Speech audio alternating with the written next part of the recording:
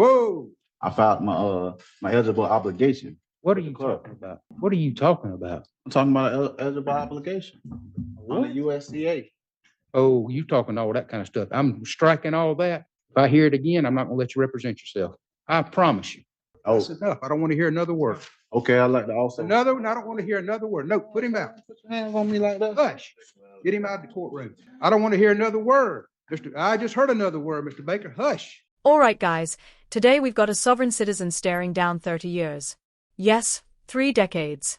And instead of hiring a lawyer like any sane person, this dude actually thought, nah, I'll handle it myself. At this point, we're either watching pure delusion or a guy who just doesn't care if he gets locked up. Spoiler, it does not end well. The judge shuts him down so hard it turns into pure courtroom chaos. But seriously, who pulls the sovereign citizen card when decades behind bars are on the line? Let me know in the comments what you think, and let's dive in. All right, Mr. Baker, you're before the court day for your arraignment. And let's see. You're not. Have you hired an attorney? No, sir. Do you plan on hiring one? No, sir. Are you going to represent yourself, or do you wish Yes, to have sir. a public defender to represent you? No, sir. I'm representing myself. All right, you're before the court day for your arraignment. You've been charged by way of an information with possession of a cocaine, possession of a controlled substance, count 1 and 2. Those are both third-degree felonies, punishable to 5 years in the Florida Department of Corrections and a $5,000 fine. You have a count 3, which is fleeing or attempting to elude high-speed reckless. I believe that should be a second-degree felony, punishable to 15 years in the Florida Department of Corrections and a $10,000 fine. Count 4 is drive my license, cancel, suspend, or revoke third or subsequent offense. That's a third-degree felony, punishable to 5 years in the Florida Department of Corrections and a $5,000 fine. And count 5, possession of marijuana less than 20 grams, which is a first-degree misdemeanor, punishable to 1 year in the county jail and a $1,000 fine. So you're looking at a total of about 30 years in the Florida Department of Corrections if you're convicted of everything and you get the maximum sentence. And you're still wishing to represent yourself? Yes. How do you tell a judge yes sir right after he says you're facing 30 years? Sovereign citizens might try this stuff for a speeding ticket. Still dumb, but fine. But decades behind bars? That's just insane. Courts don't care about your fake laws, and these defenses have never worked. So what do you think? Does this guy really believe he's outsmarting the judge, or is he just throwing his life away for pride? Or if you'll raise your right hand to be sworn in. Yes, sir. All right, Mr. Baker, state your name. Lee Baker. And Mr. Baker, you have asked to represent yourself. Is that correct? Yes. How far did you get in school? 9th grade. Okay. And so you can read and write? Yes. Okay. Are you employed? No, sir. All right. How do you make a living? I'm unemployed right now. I was living with someone else. Sir? I'm unemployed. I was living with someone else. I just got out of jail about 5 months ago. Okay. Well, what is your trade? I have my own business, All right. What kind of business? a cleaning business. Okay. And have you ever represented yourself before? Yes. All right. Let's see. Are you under the influence of any drugs or alcohol today, which would affect your ability to make this decision to represent yourself? No. Have you ever been diagnosed with a mental illness that would affect your ability to No, sir. to make this decision? No. All right. You understand that attorneys are trained in the rules of evidence, criminal procedure, and the law, and they're there to assist you in preparing pretrial motions, preparing for pretrial hearings, and to participate in discovery, and also preparing for trial. Comprehend that very well. All right, and sir, you understand that if you're representing yourself, you'll be held to that same standard. I comprehend that. All right, and I cannot assist you in any way. The state attorney would not be able to assist you in any way. Is that correct?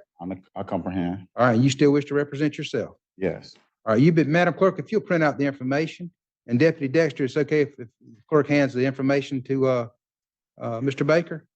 All right, Madam Clerk, if you'll do that. Mr. Baker, when you receive that information, I'm going to ask that you enter a plea at this time. I'd like to file 2 motions on the record as well, sir. I want to do your arraignment first. All right.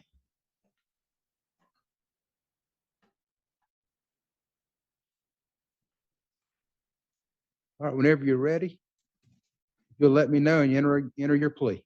I enter a plea of not guilty. Okay. All right, you're filing motions? Yes, sir. I You have got copies for the state? Yes, I do. Okay. I got a declaratory judgment, and I want to furnish this bond to the clerk You file it, go ahead. for my release from the Bay County Jail today. Okay.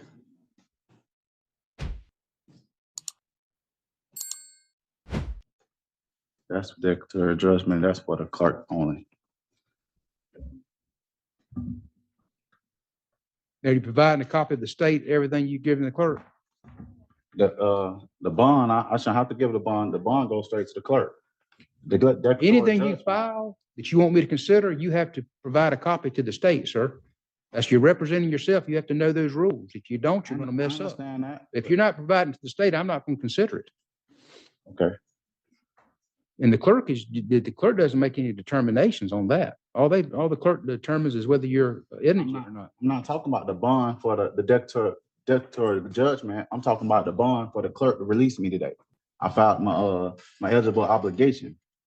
What are the you clerk. talking about? Sir, What are you talking about? I'm talking about eligible obligation on the USCA. Oh, you talking all that kind of stuff. I'm striking all that. And if I hear it again, I'm not gonna let you represent yourself. I promise you. He just said USCA. That's the United States Code annotated, basically the regular code with extra notes. Let's be honest, though, this guy has no clue what it actually means. Sovereign citizens love dropping fancy legal terms like cheat codes, as if saying the magic words makes the judge go, "Oh, my bad, you're free to go." Spoiler, it never works, and that eligible obligation thing? Total made-up theory, pretending debts, or even charges, just vanish. Courts have shot it down countless times. So what do you think? Does he actually buy into this, or is he just hoping the judge gets confused long enough to let him slide?